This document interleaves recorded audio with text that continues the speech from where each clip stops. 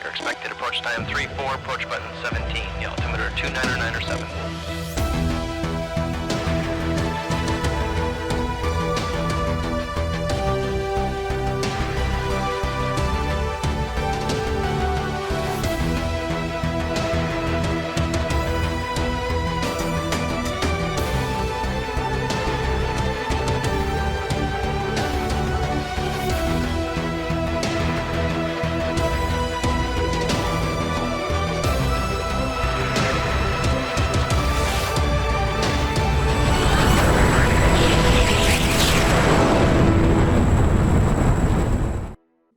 Welcome back to the channel, everyone. I'm your host, Prickly Hedgehog, and if you're a first-time viewer to the DCS Situation Report, very special hello. It's been an exciting week in the DCS world environment with a significant announcement many fans of older jets will be celebrating, and that is the pending arrival of the Mirage F1.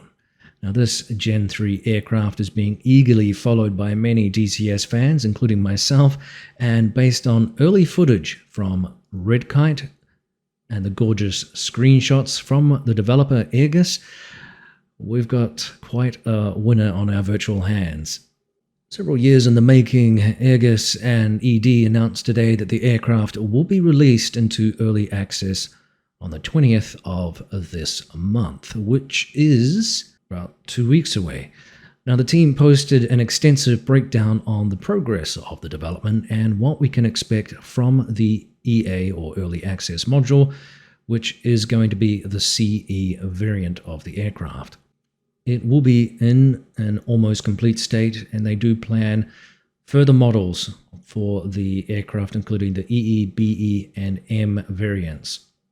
Upon release, the aircraft will have ED's professional flight model, of course, based on performance and engineering data from the real aircraft. This will include stalls and spins, which are accurately represented.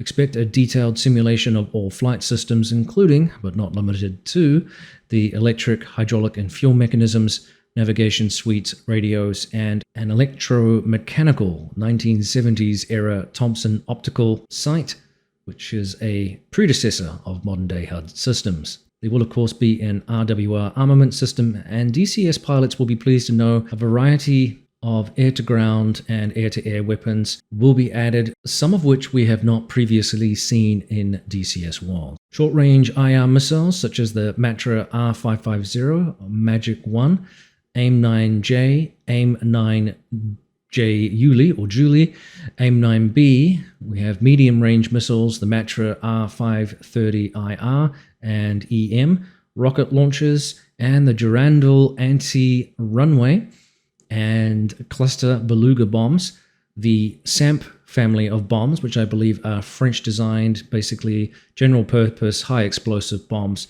with fusing and purposes similar to the Mark 82s that we're familiar with in the game currently.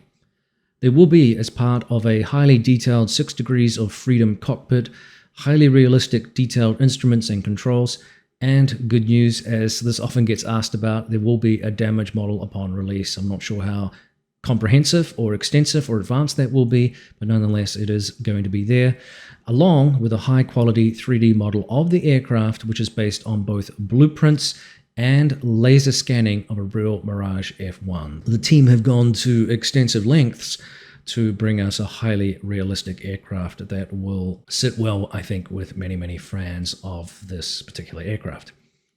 Now, in addition to that high level of accuracy and detail in the interior and exterior modeling, also expect a study level PDF manual so that you can get down into the weeds of this aircraft. And of course, we do have some early tutorials from Redkite to provide some preliminary assistance in getting us up and running. Work will continue on the other variants as mentioned post-release, and in particular the BE versions, remember, are 2-seaters, and this will be quite a useful addition to our virtual teams looking to train pilots, but it will also be a real blast for those just wanting to get a ride along with a friend. In short, I'm really excited about this aircraft as it offers quite another interesting slot in a growing group of aircraft that kind of bridge the gap between that analog era and moving into the pure digital age of the late 1970s and early 1980s, as massive advances in microprocessing and obviously miniaturization really revolutionized computer power and aided in the sophistication of our more modern aircraft, to the point today where we almost could not function without computers in aircraft. Furthermore, aside from that aspect, it's also a really attractive aircraft, and it showcases French aeronautical engineering, which has a pretty potent pedigree in the grand scheme of things, and in an environment which is obviously highly competitive and is currently represented by the lethal Rafale. Now, it's another oft-requested aircraft, the Rafale, and unfortunately, modern DCS fans are just going to have to be content with the F1 when it comes out, and of course Razbam's superb Mirage 2000. Obviously the Rafale I don't think will ever be in the game in the near future, but who's to say. Now, let me know what you think about the pending release of the F1. I think it's magnificent. If you're going to buy it, let me know. If you're not, let us know as well in the comment section below, and stay tuned for more information on this aircraft as it comes to hand. Rickshaw 6-4, heads up, tally 2, my left 9, high. Rickshaw 6-4, clear to engage.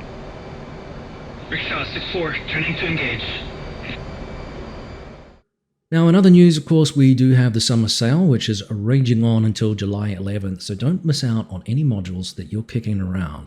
Don't have non-buyer's regret. Remember, we're talking about up to 50% off some amazing game features, including campaigns, as well as aircraft modules and other features.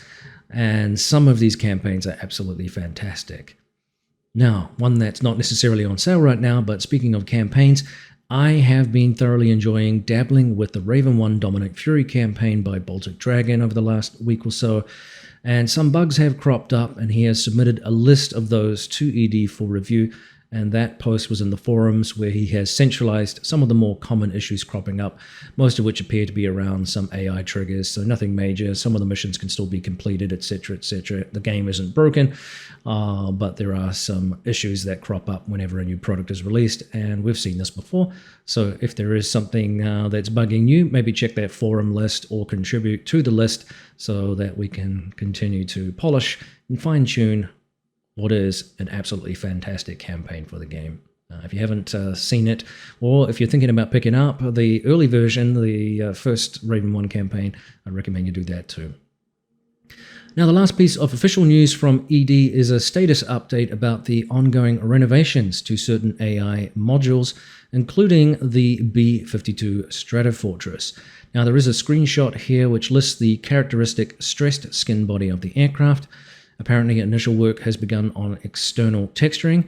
Next, they will work on the chassis niches, the bomb bay, and the cockpit will also be painted, which is cool.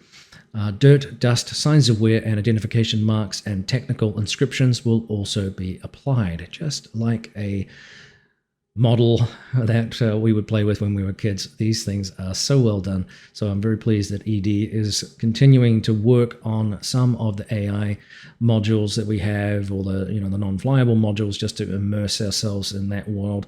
The S3 Viking is another one of those ones that's getting an update, along with the B-1 Lancer bomber as well, off the top of my head. Correct me if I'm wrong. So that's good news, and just shows the commitment that ED is continuing to invest in other features in the game outside of just pure modules, which is good news. Now, in community news, I noted yet another snippet from Ward Carroll and Tricker, who have been bosom buddies lately, working together to help Ward polish his DCS skills. And Ward actually put out a little video on his rig as well, and what he's using to get into DCS world, which was pretty interesting. Now, one Twitter short vid showcased some visual referencing points when flying in formation, which of course, if you've tried to do that, is pretty challenging to do. It's a practice skill that takes time to master, and part of the art in working out where you're supposed to be is having the appropriate reference points so you're not just guessing on positioning. And this will avoid crashing into each other and all of those horrible things, and also making yourself invisible to the lead aircraft, which is generally a no-no. Apparently, we are expecting to see some videos on aspects of this from Ward in reference to the Tomcat, which I'm looking forward to seeing. I'm not entirely familiar with the appropriate staging points, if you like, or reference points for the Tomcat, and it's particularly obviously important in close formation. You don't want to be sucked back behind so that the lead pilot can't see you, and you need to be in a position which allows you to see each other, especially in transiting over airfields or areas where you don't want jets spaced out too much, particularly in bad weather, clouds and things like that. We still want to maintain a visual reference and not lose sight of each other. It's a challenging skill, and it's a cool one to master. It's a lot of fun to fly in formation when it starts becoming more natural. So we'll see what Ward produces and if this can help us with our own flying. I really appreciate his input to the community. We've got a lot of input actually from real pilots helping to make this game so realistic, and it is really fun to see. Now, it's going to be a busy month then for ED as they bring more updates and support the addition of new aircraft this year, including obviously the F1 as mentioned. So keep your eyes on the prize, which is the 20th for this month's open beta patch by the looks of things. And of course, I will bring you news about that when that time comes. So I guess this brings us to the end of another DCS situation report. Another sit rep. Thanks for all the support thus far. Of course, it helps the channel chug along, and we're talking about likes, subscriptions, and comments, sharing, that kind of thing. If you want to extend a little bit more thanks, there is now the super thanks button, which again helps this channel grow a little bit and help support me being able to do it. My wife laments sometimes the amount of time I spend reviewing, researching, and simply watching what's going on in the community and trying to keep abreast of all of these things, and then spending quite a lot of time putting videos together. It doesn't pay a lot of money, but I enjoy it, and that's why I do it primarily, but any extra help is appreciated.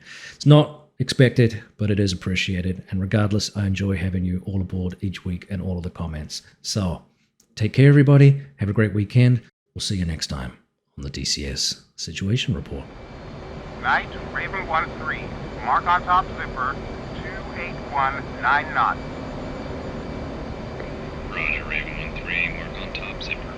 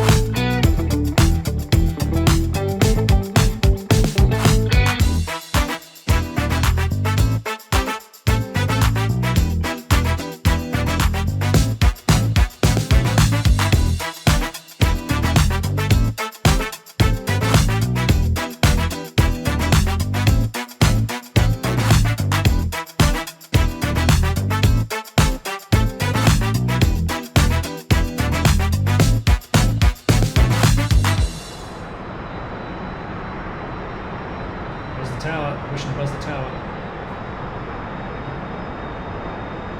Yeah. Yeah. Oh, sorry, boss. Yeah.